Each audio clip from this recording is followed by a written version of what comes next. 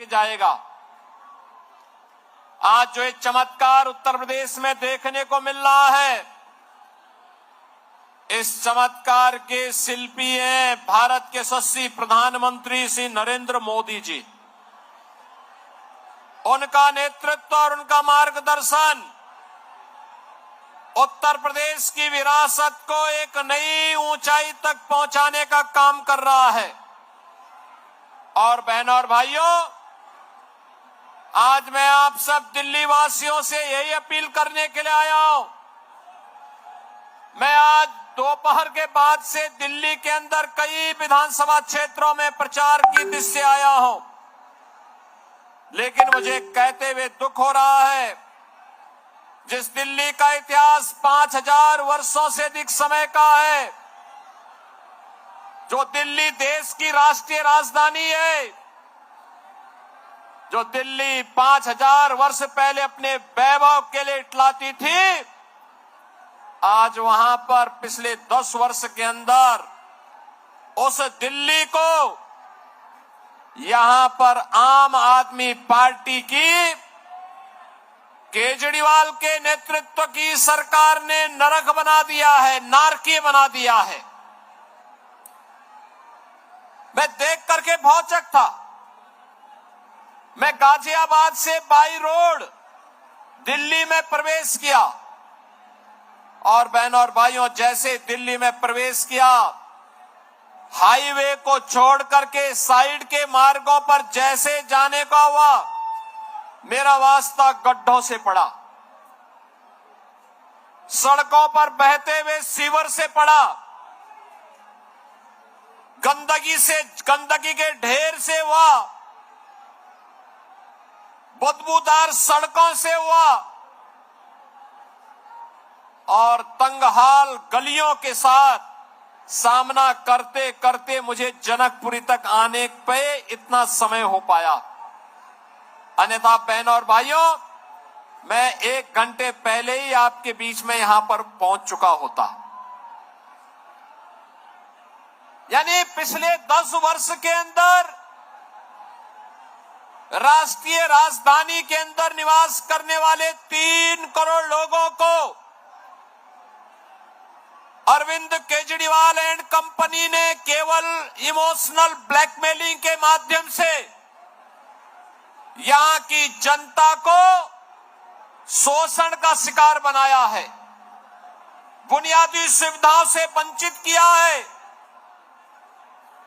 ये पता लगाना, जो दिल्ली सरकार के अधीन आने वाली सड़कें, उनके बारे में अंदाजा लगाना कि सड़क है या गड्ढा है, गड्ढे में सड़क है या सड़क में गड्ढा है, इसका अंदाजा नहीं लगाया जा सकता है।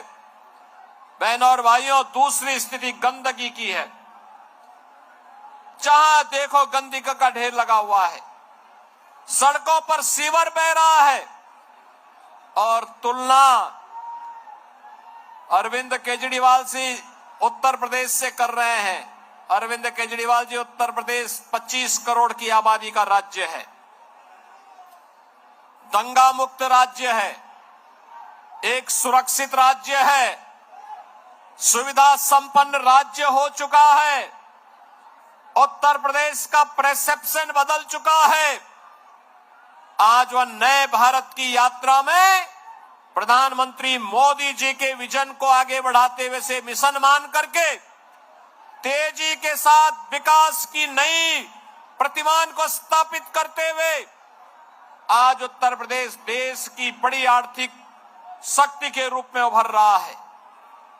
बहनों और भाइयों, आज उत्तर प्रदेश में देश के सबसे अच्छे एक्सप्रेसवे हैं, हाईवे हैं, रेलवे का नेटवर्क है, एयरपोर्ट्स हैं, सबसे अधिक सिटी में मेट्रो का संचालन उत्तर प्रदेश कर रहा है और अपनी विरासत पर भी गौरव की अनुभूति कर रहा है। प्रयागराज महाकुंभ की तो मैं चर्चा कर रहा था। मां गंगा का निर्मल और अविरल जल प्रयागराज में आने वाले श्रद्धालुओं को अभिभूत कर रहा है।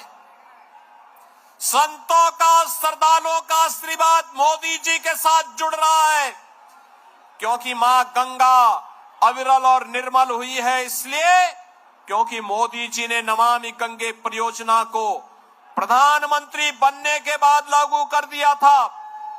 लेकिन मुझे कहने में कोई संकोच नहीं, कोई संकोच नहीं कि जो उत्तर प्रदेश में गंगा, मां गंगा अविरल और निर्मल होकर के बह रही है, उसी उत्तर प्रदेश में मथुरा वृंदावन में दिल्ली की यमुना नदी का पानी एक गंदे नाले के रूप में तब्दील होकर के वहां पर केजरीवाल सरकार के पापों का भुक्तभोगी मथुरा वृंदावन के श्रद्धालुओं को बनना पड़ रहा है। बहनों और भाइयों, इन्होंने दिल्ली को क्या बना दिया है? जिस दिल्ली को विकास के नए नए प्रतिमान स्थापित करने चाहिए थे, वह दिल्ली आज बुनियादी सुविधाओं के लिए तरस रहा है। केवल प्रलोभन के झूठे वादे करते हुए इन्होंने यहां के नौजवानों के भविष्य के साथ खिलवाड़ किया है। जनता जनार्दन को बुनियादी सुविधाओं से त्रस्त किया है। और मैं आपसे यही अपील करने के लिए आया हूं। ये विकास की बात करते हैं, बुनियादी सुविधाएं देखनी हो या इंफ्रास्ट्रक्चर देखना हो, एनसीआर से जुड़े हुए उत्तर प्रदेश के जनपदों को ही देख लें। गाजियाबाद हो या नोएडा, याद करिए ओखला औद्योगिक क्षेत्र दिल्ली में है, लेकिन वहां पिछले 10 वर्ष के अंदर कोई निवेश नहीं हुआ। वहां पर कोई निवेश नहीं हुआ, कोई बुनियादी सुविधा नहीं, उद्योग बंद हो रहे हैं। वहां निवेश की बजाय केजरीवाल एंड कंपनी ने बांग्लादेशी घुसपैठियों और रोहिंग्या को वहां पर बसाने का काम कर दिया है। लेकिन बहनों और भाइयों, दूसरी ओर अगर आप आकर के देखेंगे न्यू ओखला के रूप में नोएडा और ग्रेटर नोएडा को, आपको जमीन आसमान का अंतर दिखाई देगा। देश का सबसे अच्छा निवेश का डेस्टिनेशन बनकर के नोएडा, ग्रेटर नोएडा उभरा है। दिल्ली के लोग अब निवास करने के लिए नोएडा में जा रहे हैं, निवेश करने के लिए भी नोएडा में जा रहे हैं।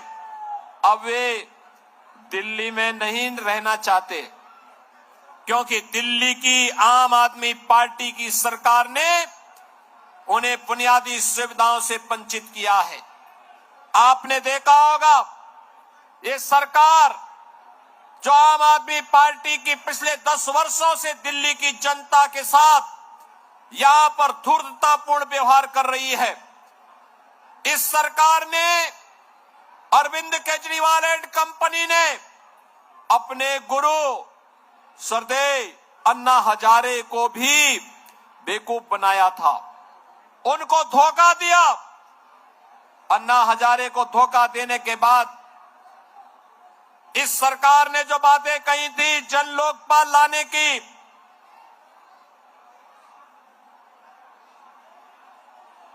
जिन्होंने कहा था कि सिटीजन चार्टर लागू करेंगे, दिल्ली की जनता को बुनियादी सुविधाओं से आच्छादित करेंगे, कहां गया जन लोकपाल?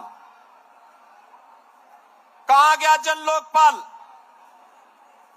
मैं पूछना चाहता हूं इनसे, इनकी कैबिनेट के 1 दर्जन से अधिक मंत्रियों पर भ्रष्टाचार के आरोप लगे हैं। केजरीवाल के साथ कई मंत्रियों को जेल की सलाखों के अंदर बंद होना पड़ा। और यही नहीं, इन्होंने कहा था लोकसभा चुनाव में, लोकसभा चुनाव के समय इन्होंने कहा था कि जनता जनार्दन तय करेगी, मैं जनता की अदालत में हूं। और उस समय इन्होंने कहा था कि जनता तय करेगी कि मुझे इस्तीफा देना है कि नहीं देना है। बहनों और भाइयों, लोकसभा चुनाव में दिल्ली की सातों सीटें मोदी जी के कमल चुनाव चिन्ह पर दे करके दिल्ली की जनता ने अपना फैसला सुना दिया।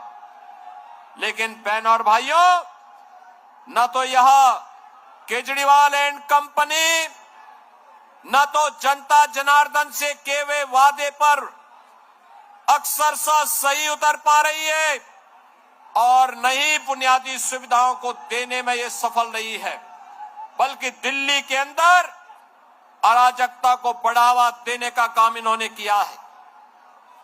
आप सब जानते हैं, दिल्ली के अंदर जामिया मिलिया के आसपास सैकड़ों एकड़ लैंड उत्तर प्रदेश सरकार के सिंचाई विभाग की है।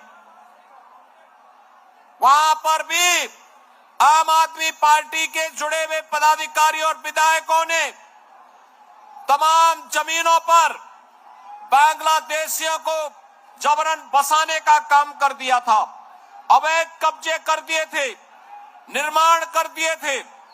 मैंने कई बार दिल्ली की सरकार से कहा कि भाई ये अवैध कब्जा उत्तर प्रदेश की जमीन पर मत करो, मत करवाने दो, लेकिन जब ये नहीं माने, उन्होंने कोई सहयोग नहीं किया, तो बहनों और भाइयों, मुझे उत्तर प्रदेश से अपना बुलडोजर भेजना पड़ा था और बुलडोजर भेज करके मुझे फिर वो पूरी जमीन खाली करवानी पड़ी थी। और मैंने कहा है, दिल्ली को अगर किसी अच्छी दिल्ली के नागरिकों के लिए कोई सुविधा देने के लिए जमीन की आवश्यकता पड़ेगी, उत्तर प्रदेश सरकार जमीन देगी, लेकिन विदेशी घुसपैठियों को 1 इंच जमीन नहीं देंगे, 1 इंच जमीन नहीं देंगे। आज उत्तर प्रदेश सुरक्षित है क्योंकि डबल इंजन की सरकार है। आज उत्तर प्रदेश सर्वाधिक मेट्रो चला रही है क्योंकि डबल इंजन की सरकार है।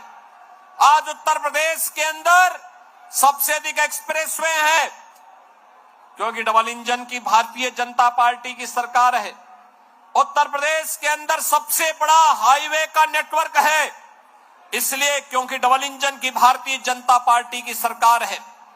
उत्तर प्रदेश के पास रेलवे का सबसे बड़ा नेटवर्क है इसलिए क्योंकि डबल इंजन की भारतीय जनता पार्टी की सरकार है। उत्तर प्रदेश के पास रेलवे का सबसे बड़ा नेटवर्क है इसलिए क्योंकि उत्तर प्रदेश में डबल इंजन की भाजपा की सरकार है। उत्तर प्रदेश आज इंडस्ट्रियल इन्वेस्टमेंट का सबसे बड़े हब के रूप में स्थापित हो रहा है क्योंकि डबल इंजन की भाजपा की सरकार है। लॉजिस्टिक हब के रूप में उत्तर प्रदेश स्थापित हो रहा है क्योंकि डबल इंजन की भाजपा की सरकार है। नए नए वर्ल्ड क्लास यूनिवर्सिटी बन रही है क्योंकि डबल इंजन की भाजपा की सरकार है और नौजवानों के लिए रोजगार के अवसर आगे बढ़ रहे हैं क्योंकि भाजपा की डबल इंजन की सरकार है। लेकिन बहनों और भाइयों, मैं पूछना चाहता हूं श्री अरविंद केजरीवाल एंड कंपनी से, पिछले 10 वर्ष के अंदर दिल्ली के अंदर उन्होंने कितने इंडस्ट्रियल हब बनाए हैं, दिल्ली के अंदर कितने उन्होंने औद्योगिक हब बनाए हैं, कितने लॉजिस्टिक हब बनाए हैं, कितने इंस्टीट्यूशनल हब स्थापित किए हैं, वे नहीं जवाब दे सकते। और मैं तो कहना चाहता हूं, हमारा पूरा 54 सदस्यीय कैबिनेट ने कल प्रयागराज के महाकुंभ की त्रिवेणी में संगम में डुबकी लगाई है। अरविंद केजरीवाल जी, आप भी आम आदमी पार्टी के मंत्रियों के साथ एक बार दिल्ली में इस चुनाव के दौरान ही यमुना जी में डुबकी लगा करके दिखाइए। आपको पता लग जाएगा कि आपके काले कारनामे क्या हैं अपनी विरासत के प्रति। आप यहां पर पुजारियों को मानदेय देने की बात करके झूठे वायदे कर रहे हैं। आपने मौलवियों को, मुल्लाओं को तमाम पहले से आप उन्हें मानदेय देने की बात करते थे, आज वह देने में विफल है। तो ध्यान भटकाने के लिए पुजारियों का नाम लिया, लेकिन आप भूल गए बौद्ध भंते भी उसी श्रेणी में आते थे, उनका नाम आपने नहीं लिया। वाल्मीकि मंदिरों के पुजारी भी उसी श्रेणी में आते थे, आपने उनका नाम नहीं लिया। रविदासीय परंपरा से जुड़े हुए मंदिरों में भी तमाम पुजारी हैं, उनको भी आपने मानदेय से वंचित रखने की बात कही है। आपकी ये दोहरी नीति नहीं चलेगी, दिल्ली से स्वीकार करने को तैयार नहीं है। और इसीलिए जनकपुरी विधानसभा क्षेत्र से भारतीय जनता पार्टी ने आदरणीय प्रधानमंत्री जी ने, श्री जेपी नड्डा जी ने श्री आशीष सूद को प्रत्याशी के रूप में यहां पर आपको मौका दिया है। बहनों और भाइयों, आशीष सूद जी एक जुझारू नेता हैं, कार्य करने का जज्बा रखते हैं, आपके हितों के लिए लड़ाई लड़ने का सामर्थ्य रखते हैं। जैसे उत्तर प्रदेश की सूरत बदली है, तस्वीर और तकदीर बदली है, उत्तर प्रदेश में देश और दुनिया के सभी लोग आज आने को उत्सुक हैं। ऐसे ही दिल्ली के लिए भी डबल इंजन की सरकार चाहिए और डबल इंजन सरकार के लिए आशीष सूद को जनकपुरी से विधायक बनकर के जाना आवश्यक है। आपका आशीर्वाद आशीष सूद जो को प्राप्त होगा, सभी लोग आशीर्वाद देंगे। मेरी आवाज जहां तक जा रही है, आशीष सूद जी को अपना आशीर्वाद देने के लिए दोनों हाथ ला करके मुझे बताओ।